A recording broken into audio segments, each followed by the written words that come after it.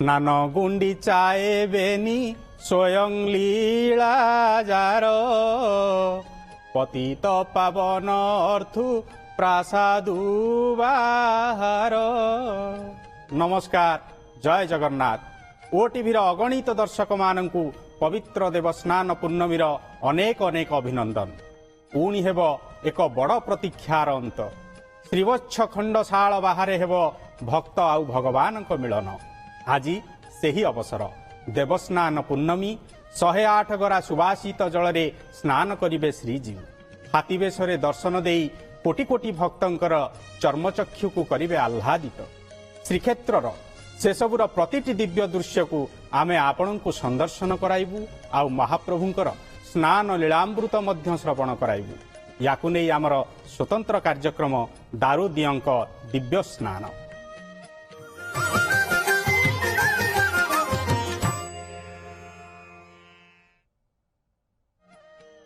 ପ୍ରତୀକ୍ଷାର ଅନ୍ତ ହେବାକୁ ଯାଉଛି। ଭଗବାନ ଜଗନ୍ନାଥ ବଡ଼ ଭାଇ ବଳଭଦ୍ର ଏବଂ ସୁଭଦ୍ରାଙ୍କ ସହିତ ସ୍ନାନ ମଣ୍ଡପକୁ ଓହ୍ଲାଇ ଆସିବେ। ପୁଣି ହେବ ଭକ୍ତ ଆଉ ଭଗବାନଙ୍କର ମିଳନ। କେତେବେଳେ ମହାପ୍ରଭୁଙ୍କର ସ୍ନାନ ପହଣ୍ଡି ଆରମ୍ଭ ହେବ। ଅଗଣିତ ଭକ୍ତ ଏହି ଓଟିଭି ମାଧ୍ୟମରେ ଅପେକ୍ଷା କରିଛନ୍ତି ସେ ଦୃଶ୍ୟକୁ ସନ୍ଦର୍ଶନ କରିବା ପାଇଁ। ଶ୍ରୀକ୍ଷେତ୍ରରେ ଅଛନ୍ତି, ବଡ଼ଦାଣ୍ଡରେ ଅଛନ୍ତି ଆମ ପ୍ରତିନିଧି ମଧୁସୂଦନ ମିଶ୍ର। ମଧୁସୂଦନଙ୍କଠୁ ଜାଣିବା, ଆଉ କେତେ ସମୟର ଅପେକ୍ଷା ମଧୁସୂଦନ? ଅଗଣିତ ଭକ୍ତମାନେ ଆପଣଙ୍କ ଜରିଆରେ ଜାଣିବାକୁ ଚାହୁଁଛନ୍ତି ମହାପ୍ରଭୁଙ୍କର ସେ ସ୍ନାନ ପହଣ୍ଡି କେତେବେଳେ ଆରମ୍ଭ ହେବ?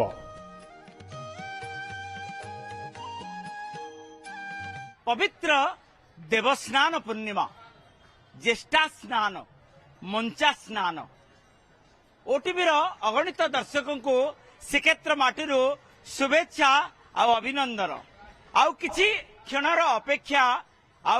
କ୍ଷଣର ଅପେକ୍ଷା ମହାପ୍ରଭୁ ଚତୁର୍ଦ୍ଧା ବିଗ୍ରହ ଶ୍ରୀବତ୍ସ ଖଣ୍ଡଶାଳା ଛାଡ଼ି ଦେବସ୍ନାନ ମଣ୍ଡପରେ ବିଜେ କରିବେ। ଦେବସ୍ନାନ ମଣ୍ଡପରେ ପ୍ରତ୍ୟକ୍ଷ ସ୍ନାନ ନୀତି ସମ୍ପନ୍ନ କରାଯିବ। ମହାପ୍ରଭୁ ବିମ୍ବ ସ୍ନାନ କରିଥାନ୍ତି ପ୍ରତ୍ୟେକ ଦିନ। ବିମ୍ବ ସ୍ନାନ ଅର୍ଥ ହେଉଛି ଦର୍ପଣ ସ୍ନାନ। କିନ୍ତୁ ବର୍ଷକରେ ଗୋଟିଏ ଦିନ ମହାପ୍ରଭୁ ପ୍ରତ୍ୟକ୍ଷ ସ୍ନାନ କରିଥାନ୍ତି। ଗୋଟିଏ ଗରା କି ଦୁଇ ଗରା ନୁହଁ, 108 କୁମ୍ଭରେ ସ୍ନାନ କରିଥାନ୍ତି। ଆଉ ଶୀତଳାଙ୍କ ସେଇ ଶୀତଳ କୂଅ, ସେଇ ସୁନା କୂଅରୁ ଜଳ ଆସିଥାଏ, ଅଧିବାସ ହୋଇଥାଏ। ଚୁଆ, କର୍ପୂର, ଚନ୍ଦନ ପଡ଼ି ଯୋଉ ସୁବାସିତ ଜଳକୁ ଆଜି ମହାପ୍ରଭୁ ସ୍ନାନ କରିବେ। ଯୋଉ ଗରମ ଗୁଳଗୁଳିରୁ ଚନ୍ଦନ ଯାତ୍ରା ସମ୍ପନ୍ନ କରାଯାଇଥିଲା। ଗୋଟିଏ କି ଦୁଇ ଦିନ ନୁହଁ, 21 ଦିନ ଧରି ବାହାର ଚନ୍ଦନ ଯାତ୍ରା ସମ୍ପନ୍ନ କରାଯାଇଥିଲା। ପୁନର୍ବାର ଶ୍ରୀମନ୍ଦିର ଭିତରେ 21 ଦିନ ଧରି ଭିତର ଚନ୍ଦନ ଯାତ୍ରା ସମ୍ପନ୍ନ କରାଯାଇଥିଲା। ଜଳ କ୍ରୀଡ଼ା କରାଯାଇଥିଲା, କିନ୍ତୁ ଗରମ ଗୁଳୁଗୁଳି ହଟିନି। ମହାପ୍ରଭୁ ସେଇ ଶ୍ରୀବତ୍ସ ଖଣ୍ଡଶାଳାରେ ଯୋଉ ଗରମ ଗୁଳୁଗୁଳି ହଉଛି, ସେଥିରୁ ରକ୍ଷା ପାଇବା ପାଇଁ ମହାପ୍ରଭୁ ଦେବସ୍ନାନ ମଣ୍ଡପରେ ଆସି ସ୍ନାନ କରିବେ। ଆଜି ହେଉଛି ସେଇ ଜନ୍ମଦିନ, ଜ୍ୟେଷ୍ଠା ସ୍ନାନ।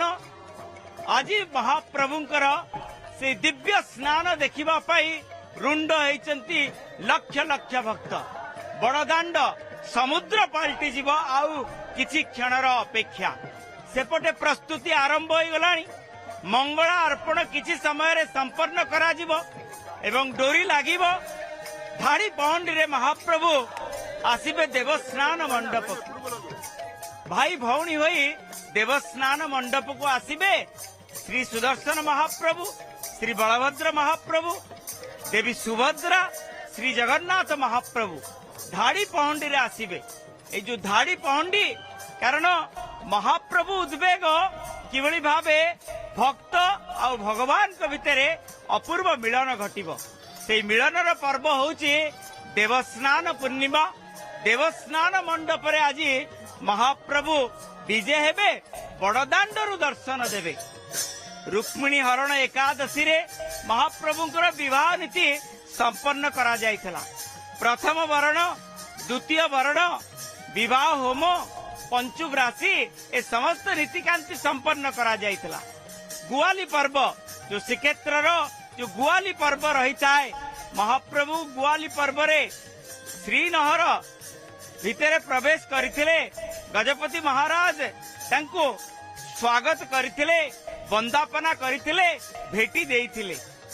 गतकाली विवाह होम मध्य संपन्न हो जाइछि, किंतु गईठा फिटिनी महाप्रभु बाहरी आसिबे श्रीवत्स खंडशाला देवस्नान मंडप को प्रस्तुति आरंभ हो गलानी। सेपटे शीतलांक सम्मुख जो कूह सुना कूह 108 कुंभ जल प्रस्तुत हो सारानी।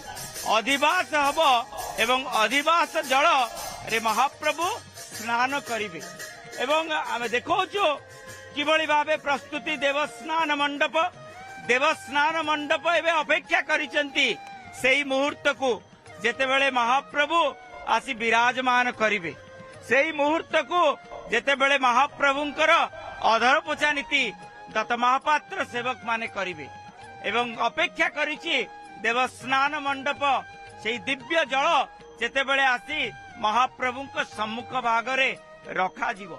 पंच उपचार रे पूजा अर्चना करा जीवो। पूजा पंडा सामंत एवं अपेक्षा करिसंती जे केतेबेले महाप्रभुंक सम्मुख रे रखा जाइतिबा 35 कुंभ से दिव्य जल श्री जगन्नाथ महाप्रभुंक सम्मुख रे 35 कुंभ जो दिव्य जल रखा जाइथिबो से दिव्य जल को स्नान करिवे।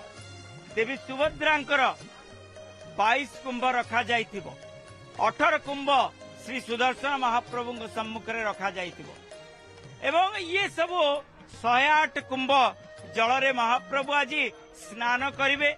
महाप्रभु तो मानवीय लीला करुचंती ए श्रीक्षेत्र रे, ए धराधाम रे, ए भारत वर्ष रे, ए भूखंड रे, सारा विश्व रे महाप्रभु मानवीय लीला करुचंती। यार अर्थ होउची मनीष जेमती टिके अधिक गाधेई पड़िले जर होइथाय, महाप्रभु सेही भली भावे आज सेही विलंबित रात्ररु अनवसर गृह रे विराजमान करिवे। 15 दिन धरी ज्वर रे पीड़ित हेबे एवं ए ज्वर उपशम पाई अनेक प्रकार से विधि विधान करा जीवो। दैतापति सेवक माने गुप्त सेवा करिवे एवं महाप्रभु शेषरे ज्वर उपशम हब।